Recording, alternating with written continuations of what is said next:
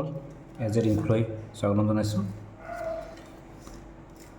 আজি এটা নতুন ডিভাইচ আহিছে, যিটো ডিভাইচ নেকি প্ৰায় ৰিচেণ্টলি লঞ্চ কৰিছে বা বেছি দিন হোৱা নাই লঞ্চ কৰা। গতিকে এই বস্তুটোৰ ওপৰত মই আজি এটা জাষ্ট ইনফৰ্মেশ্যন আপোনালোকৰ কাৰণে আগবঢ়াব বিচাৰিছোঁ, যিসকল নেকি টেকনিচিয়ানে মোবাইল ফোন ৰিপেয়াৰিঙৰ লগত জড়িত আছে। এইটো হৈছে এটা UFS প্ৰগ্ৰামাৰ হয়, UFS প্ৰগ্ৰামাৰ U15, যিটো নেকি JCID কোম্পানীয়ে বনাইছে।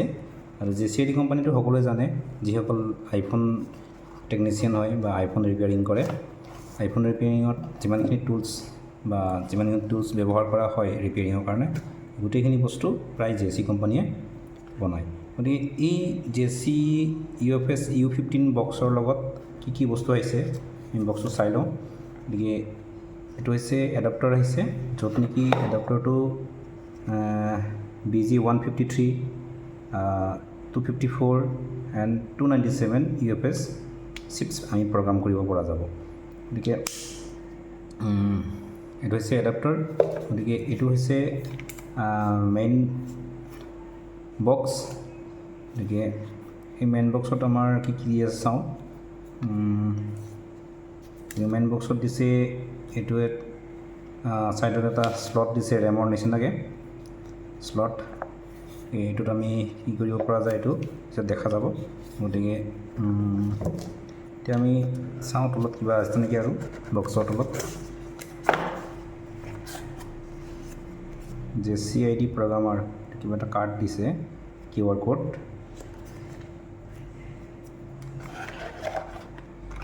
এইটো বক্সত কি দিছে চাওঁচোন। এইটো বক্সত এইটো দিছে জানি এইটো ইয়াত এনেকৈ লাগি যাব সম্ভৱ।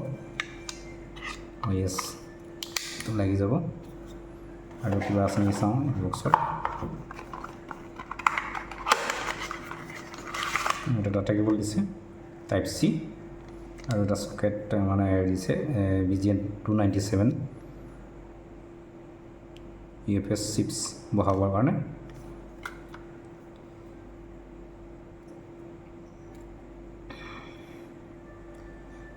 আজি এই UFS U15 প্ৰগ্ৰামাৰত একচুৱেলি কি প্ৰগ্ৰাম কৰিব পৰা যায়, গোটেই টুলছটো মই অপেন কৰি দেখাম কম্পিউটাৰত কানেক্ট কৰি, কি হয় কি নহয়।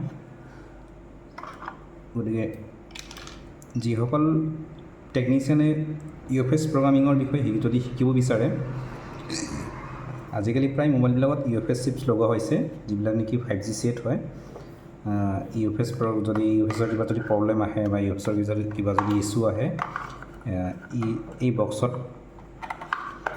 বক্সত প্ৰায় ৰিপেয়াৰ হ'ব। আৰু ইয়াত কি UFS লাগে ছাপোৰ্ট কৰিব ইয়াত দিয়া আছে ভালকৈ।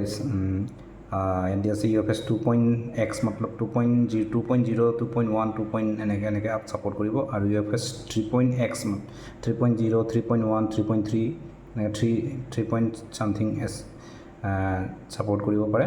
আৰু UFS 4.x লৈকে দিছে, লেটেষ্ট আপডেট মানে 4.0লৈকে আপোনাৰ ছাপোৰ্ট, মানে 4.0 ছিৰিজলৈকে ছাপোৰ্ট কৰিব। বঢ়িয়া। গতিকে চাওঁ আমি এইটো কম্পিউটাৰত কেনেকৈ ইনষ্টলেশ্যন হয়, কম্পিউটাৰত কেনেকৈ ইনষ্টলেশ্যন কৰিব লাগে। গোটেই ভিডিঅ'টো মই কম্পিউটাৰ স্ক্ৰীণত আপোনালোকক আগবঢ়াই আছোঁ। এইকেইটা বস্তুৱেই দিয়া হয়। গতিকে এই বস্তুকেইটাৰ দাম একচুৱেলি ক'বলৈ গ'লে প্ৰাইচ আছে কমচে কম 38,000, নহ'লে 36,000 to 38,000ৰ ভিতৰত আপোনালোকে পাই যাব। আৰু এইটো বস্তু মই লগাই চাওঁ কেনেকুৱা হয়।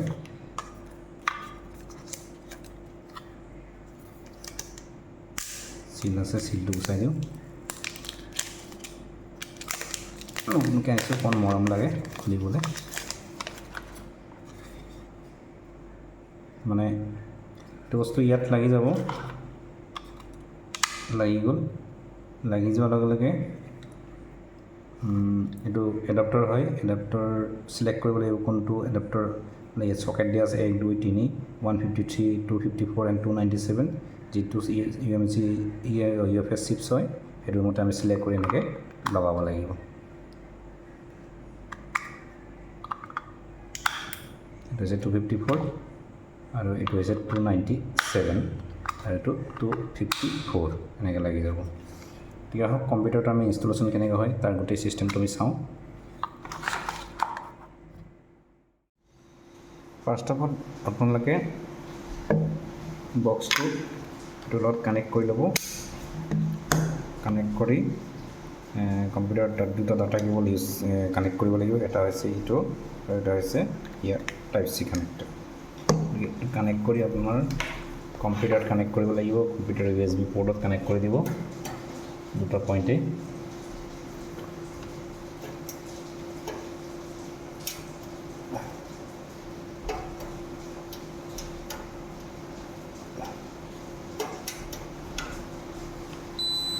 কানেক্ট হৈ গৈছে। কানেক্ট হৈ যোৱাৰ লগে এটা লাইট জ্বলিব আৰু লাইট জ্বলাৰ লগে লগে ইয়াত এটা গ্ৰীণ লাইট ব্লু লাইট জ্বলিব। একচুৱেলি ব্লু লাইট হয়, কিন্তু পোহৰত অলপ বেলেগ দেখা গৈছে। চ' এতিয়া আপোনালোকে যাব গুগল ক্ৰমত। গুগল ক্ৰম বা ইণ্টাৰনেট ব্ৰাউজাৰত যাব। ব্ৰাউজাৰত গৈ আপোনালোকে চাৰ্চ কৰিব JCID।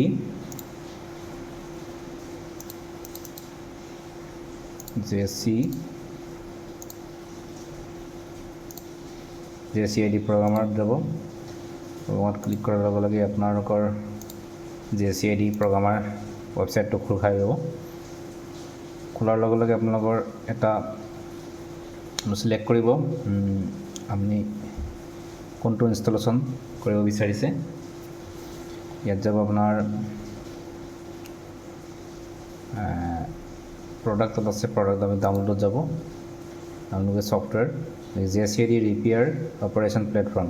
এই এপ্লিকেশ্যনটো আপোনালোকে ডাউনলোড কৰি ইনষ্টল কৰি ল'ব। অলৰেডি মোৰ PCত ডাউনলোড আৰু ইনষ্টলেশ্যন কৰা আছে, গতিকে মই কেনেকৈ কানেক্ট কৰিব লাগে মই এইটো দেখাই দিম। ইয়াৰ এপ্লিকেশ্যনটো অ'পেন কৰি ল'ব। এটা লগইন ID ৰেজিষ্টাৰ কৰিব লাগে, ইমেইল ID আৰু পাছৱৰ্ড দি। গতিকে এইটো অলৰেডি মই কৰি থোৱা আছে, গতিকে আপোনালোকে এইটো কৰি ল'ব। ৰেজিষ্ট্ৰেশ্যন কেনেকৈ কৰিব লাগে আপোনালোক জাষ্ট ৰেজিষ্টাৰত ক্লিক কৰিব। ৰেজিষ্টাৰত ক্লিক কৰি দুটা অপশ্যন আহিব, তাত ইমেইল এড্ৰেছটো আৰু পাছৱৰ্ড এটা কনফাৰ্ম কৰিব লাগে, বাছ এইখিনিয়ে। এতিয়া আমি কি কৰিম, লগইনত ক্লিক কৰিম।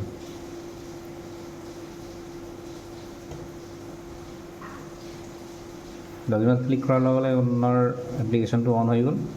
অ'পেন হোৱাৰ পিছত আপোনাৰ যাব UFSত ক্লিক কৰিব। UFSত এই গোটেই অপশ্যনখিনি ওলাই আহে। Read write UFS configuration, descriptor configurations, clock configuration, flag, share, এইবিলাক হৈছে গোটেই অপশ্যনখিনি। কি কৰিব পাৰিব এইখিনি। ৰিড এণ্ড ৰাইটো কৰিব পাৰিব। ৰিডো কৰিব পাৰিব, ৰাইটো কৰিব পাৰিব। দুটা অপশ্যনে দিয়া আছে, right, import, backup XML, backup বিন, ইৰেজ, ৰিপেয়াৰ GPT পাৰ্টিশ্যন যদি প্ৰব্লেম হয় GPT পাৰ্টিশ্যন ৰিপেয়াৰ হ'ব। আৰু গতিকে মই ইয়াত UFS লগোৱা নাই এতিয়ালৈকে, সেইটো কাৰণে দেখুওৱা নাই।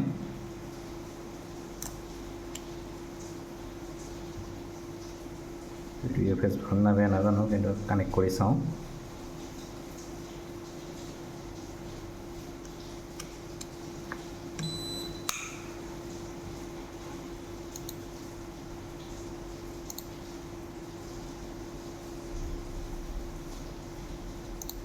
UFSটো বেয়া আছে, ডিটেক্ট কৰা নাই। গতিকে এনেকৈ আপোনালোকে যদি UFSৰ ওপৰত কাম কৰিব বিচাৰিছে, তেতিয়া এইটো ল'ব পাৰে। UFS U15 JCID বনাইছে, খুব ফাষ্ট হয়, খুব কম সময়তে ৰিড এণ্ড ৰাইট হয়। মই নেক্সট ভিডিঅ'টোত মই ইয়াত এটা UFS চিপছ প্ৰগ্ৰাম কৰি দেখাম, আৰু কেনেকৈ কাম কৰিব লাগিব গোটেই অপশ্যনখিনি মই নেক্সট ভিডিঅ'টোত দেখাম। আৰু গতিকে এনেকুৱা ভিডিঅ' কিছুমান পাবলৈ হ'লে আপোনালোকে ভিডিঅ'বিলাক শ্বেয়াৰ কৰিব আৰু চেনেলটো ছাবস্ক্ৰাইব কৰি ল'ব, লগতে বেল আইকনটো প্ৰেছ কৰি ৰাখিব, যাতে নতুন ভিডিঅ' এটা মই যেতিয়া আপলোড কৰোঁ আপোনালোকে চাবৰ কাৰণে ন'টিফিকেশ্যনটো পায়। ধন্যবাদ। এইখিনি দেখাই মই ভিডিঅ'টো ক্ল'জ কৰিছোঁ। নেক্সট ভিডিঅ'ত লগ পাম আকৌ। UFS প্ৰগ্ৰাম কেনেকৈ কৰে তাৰ ওপৰত মই ভিডিঅ' বনাই আছোঁ।